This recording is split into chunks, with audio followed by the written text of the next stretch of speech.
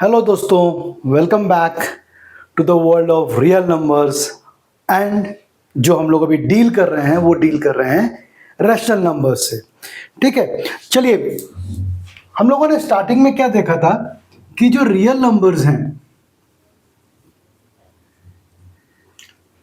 Real numbers को मैंने दो पार्ट में डिवाइड किया था। एक था rational number,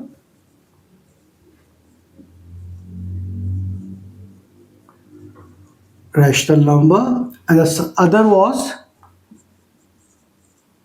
irrational number. Okay, अब हमको एक चीज मालूम है कि जो हमारी नंबर लाइन है, ये जो हमारी नंबर लाइन है which is extending from minus infinity to infinity, इसके ऊपर पूरे मेरे रियल नंबर्स आने वाले हैं। इसका मतलब क्या हुआ कि इसके ऊपर मेरे रैशनल नंबर्स भी आने वाले हैं और इसके ऊपर मेरे इररेशनल नंबर्स भी आने वाले हैं। That means how will I conclude, क्योंकि ये दोनों यहीं से आए हैं, how will I conclude that which one is rational और विच वन इज इररेशनल। जैसे कि अगर मैं आपको कुछ नंबर्स दे देता हूँ, मान लीजिए मैं आपको एक नंबर देता हूँ 1/8, मैं आपको दे देता हूँ 8/3, मैं आपको दे देता हूँ मान लीजिए 11/30, एंड मैं आपको और एक आध नंबर दे देता हूँ, मान लीजिए I will give you 13/44 and so on. Okay, तो मुझे कैसे मालूम पड़ेगा इसमें से कौन से रैशनल नंबर्स हैं और कौन से इररेशनल नंबर्स हैं? तो एक चीज तो बहुत क्लियर हो जाती है कि रैशनल नंबर्स जो होते हैं वो हरदम p/q के फॉर्म में होते हैं, where q is not going to be equal to 0, very first condition. The second condition is they are co-prime. Co-prime मतलब उनका सिर्फ एक ही कॉमन फैक्टर होगा, दैट विल बी 1। ओके, यहां तक हम लोगों ने पिछले लेक्चर में देख लिया था। अब आगे चलते हैं। There is one more game changer left behind. ठीक है, अब वो गेम चेंजर क्या है वो आज हम पूरा देखेंगे, लेकिन आगे चलने से पहले क्वेश्चन वापस वहीं पे आ गया कि पता कैसे चलेगा। सो माय डियर फ्रेंड्स, ये जो इसका आंसर है, ये आंसर आपका इस फॉर्म में नहीं मिलेगा। तो ये किस फॉर्म में मिलेगा? ये मिलेगा हमको decimal representation of rational numbers. Now before going for that part, मैं आप सबसे एक रिक्वेस्ट करना चाहूंगा कि मैं अभी कुछ सम्स, मान लीजिए यही नंबर्स को मैं वापस आपके लिए भी रिपीट करने वाला हूं। जब तक ये पूरे हो ना जाए, please do not leave the video, otherwise knowledge will be half and it will be dangerous for you. पूरे उनको देखिएगा क्योंकि इसके अंदर ही पूरा गेम चेंजर छुपा हुआ है, जो कि आपको यहां से लेकर के आगे तक जाएगा। ठीक है, so let's see how we are going to go for the decimal representation of rational numbers. Okay friends, so जैसे हमने अभी डिस्कस किया, हम लोग बात करने वाले हैं decimal representation of rational numbers and let's see what happens. तो सबसे पहला केस जो मैंने लिया वो मैंने कहा 1/8, that means 1 is going to be divided by 8. So let's see. Now if I want to divide this, then 0 point, once I put a point out here, it becomes 10. 8 ones are 8, so remainder is 2 out here, again taking down 1 0. 8 twos are 16, 8 twos are 16, again the remainder is 4, again I take a 0, then 8 fives are 40, remainder is 0. Now in this case I can simply say that 1/8 is equal to, in decimal form, 0.125. Is it clear? In decimal form it is 0.125. Now let's take the second case. In the second case I will take one more number, say 8/3. Now I have to divide 8 by 3. So 3 twos are 6. remainder is 2. Now again this is less, so I'll take a point out here and I say 20. Now how much? 3 6 are 3 6 are 18. So again I will have 2. Again I can take out a 0. Again 3 6 are, again I have got 18 out here, remainder is 2. फिर से मैं एक 0 ले लूंगा और ये किस्सा चलता रहेगा. मतलब ये 6 जो है अपने आप को बार बार रिपीट करता रहेगा और इस रिपीटेशन को हम लोग कहते हैं रीअकरिंग और सर्कुलेटिंग. ठीक है, तो 8/3 को जो मैं लिख सकता हूं वो 8/3 को मैं लिख सकता हूं इस फॉर्म में, that 8/3 is equal to 2.666 so on, and this can be written as 2.6 and then I will have a bar over 6, a bar which will indicate that it is going to repeat itself again and again. Okay, let's see one more number again. So if I am going to see one more number, that is I will take, say let's take 11/30. So if I am taking 11/30, in this case what will happen? 11 is going to be divided by 30, so I'll simply say 0 point, I'll add a 0 out here. Once I add a 0, then this is 0.3. So once this is 3s are is 90, what I have is 20. Again I can take 1 0 from there. Once I have taken this thing, then how many times? 3. Okay, yeah, this comes as 6. So 6 36 are 18. So again what I have is 20 left. Again I'll take a 0. Again I am having the same number. देखो same number आ गया मेरे पास में यहाँ पे. So again obviously 6 are 180. Again the same story will take place. Again the same story will take place. It's repeating. Again I will take a 0 and so on. So now this 11/30 can be written as 0 point, ये 6 मेरा बार बार repeat होने वाला है, तो इसको मैं कैसे लिख सकता हूं? 0.3. और अब की बार जो बार आएगा वो आएगा इसके ऊपर, which indicates that now only 6 is going to repeat itself. Only 6 is going to repeat itself. Let's take one more number. It is 13/44. So it will be 44. This will be 13. इसको मुझे डिवाइड करना है. Obviously this is less, तो मैं 0 लगा के, point लगा के यहाँ पे एक 0 ले लेता हूँ. 130. So how much will I get? I'll say it is 2 times. So it will be 88. Once I get 88, then 10 minus 8 will be 2. And here what will I have? I will have 4. Okay. Now again I can take down 1 0 from here. That comes at 420. 420 means 440 is going to be 440 is going to be 10 times of 44. 44 into 10 is 440. So 9 will do for me. So I'll say 2.9. And 9 will be how much? 9 will be, okay, that is 396. Yeah, 396. So again what I will have here? I will have this as 4. इसके आगे अब मेरे पास में क्या आने वाला है? इसके पास में आने वाला है मेरे पास में 2. This will get cancelled out. Again I will take 1 0 from there. Now I have got 240 with me. I have got 240 with me. 240 को अगर मुझे लेना है, so again 44 into 240, that is 240 I have to divide. That means 44, yeah, 5. This will give me 5. So how much is 44 5s are? 44 5s are is 220. So this gives me 0. Again 2 cancel out. मैंने फिर से एक 0 ले लिया. अब आ गया मेरे पास में 200. 200 आ गया, मतलब 44 2s are 88. 88 is double.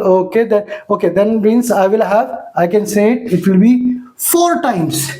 It will be 4 times, and 140, sorry, 44 is into 4 time is 4 fours are 16, 16 plus, that is 16 plus 117, it will be 1, can you guess out, 176. So 176 means this is going to be 10 minus 6 is how much?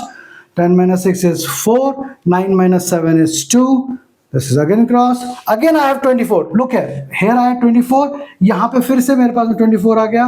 मैंने फिर से इसको 0 से 0 एक ले लिया मैंने.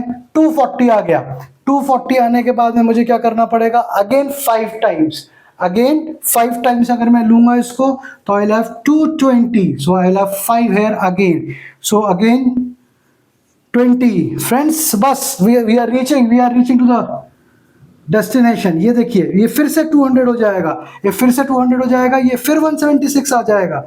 176 आ जाएगा किसके लिए? 4 के लिए. Again I will say this is going to be 24, 240. Now look it's going to repeat itself. तो आप देखिए ये चीज रिपीटेशन पे जा रही है. कितना रिपीटेशन पे जा रहा है? तो ये रिपीटेशन जो है 5 और 4 का है. 5 4 रिपीटेशन पे जा रहा है कि नहीं बार बार. सो आई विल सिंपली से, rather I will not use it this out here, this is going on repetition. So I will simply say that my 13 by 44 can be written as 0.29. but अब की बार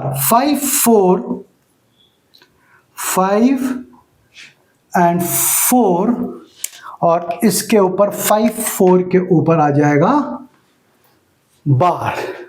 M I clear? 5 4 के ऊपर क्या आ जाएगा? बार. ठीक है. अब इन सम्स को आप ध्यान से देखिए क्या हो रहा है. इसमें देखिए यहां पे कोई भी रिपीटेशन नहीं आया, यहां पे कोई भी रिपीटेशन नहीं आया गया, तो इसको मैं कहूंगा टर्मिनेटेड. ओके ठीक है. यहां पे देखिए यहां पे टर्मिनेट नहीं हो रहा है, 6 चलता जा रहा है. So I will say non terminating and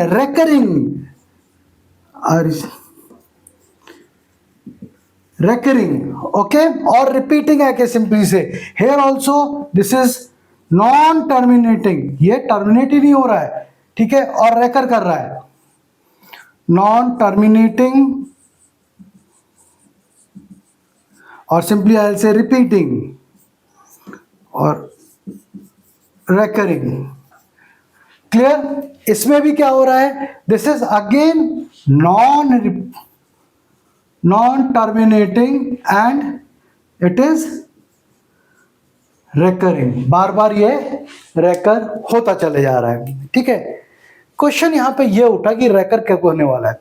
हम एक केस और लेते हैं. I will not be solving it, just for the explanation my dear friends. ये मैंने लिया है 1/17. कितना है ये? 1/17. If you frankly do it, इसको अगर आप सॉल्व करेंगे तो आपके पास में ये चीज आने वाली है. ठीक है. इसको अगर आप सॉल्व करेंगे तो ये चीज आने वाली है. Now the only difference between this and this is for 1/17, this is the magic. ये जो आपको डिजिट्स दिख रहे हैं कितने? 1 2 3 4 5 6 7 8 9 10 11 12 13 14 15 16 डिजिट्स के बाद ये फिर से रिपीट करेगा. मतलब it is non terminating, but after 16 digits it will start repeating itself. जबकि अगर आप इसको देखते हैं ये कभी भी रिपीट नहीं करने वाला है और ये टर्मिनेट नहीं होने वाला है. फ्रेंड्स, अभी तक जो हम लोगों ने रैशनल नंबर के बारे में पढ़ा था, हम लोगों ने अभी तक टर्मिनेटिंग और नॉन टर्मिनेटिंग के बारे में बात नहीं की थी. And there is the game changer. There is the game changer. I can simply see this is terminated. मतलब this is terminating number. This is non-terminating, recurring, non-terminating, recurring, non-terminating, recurring. This is non-terminating, recurring, and this is terminate हो रहा है, non-terminating. और साथ में non recurring, ओ हो, ये दोनों चीजें इसमें आ गई। माय डियर फ्रेंड्स, जो यही हमारा जो है वो गेम चेंजर है। जो भी हमारे numbers which are express in the form of p by q and they are non terminating, or I will say they are terminating or non terminating and recurring, which are terminating and non terminating and recurring, इनको हम कहेंगे rational numbers. तो my dear friends, इसको क्या कहेंगे? Obviously you got it right, ये जाएंगे हमारे इर्रेशनल नंबर्स में, जो कि हम आगे डिस्कस करने वाले हैं, क्योंकि अभी हमारा जो कंसंट्रेशन है वो सिर्फ रैशनल नंबर्स पे है, वो सिर्फ हमारा रैशनल नंबर्स पे है। आई hope this part is clear. Again repeat, the numbers whose decimal expression is terminating or non-terminating recurring, या तो वो टर्मिनेट हो रहे हो, या मैंने टर्मिनेटेड लिखा है तो मैं इसको चेंज करता हूँ terminating, that is terminating or non-terminating recurring, those numbers are called as rational numbers।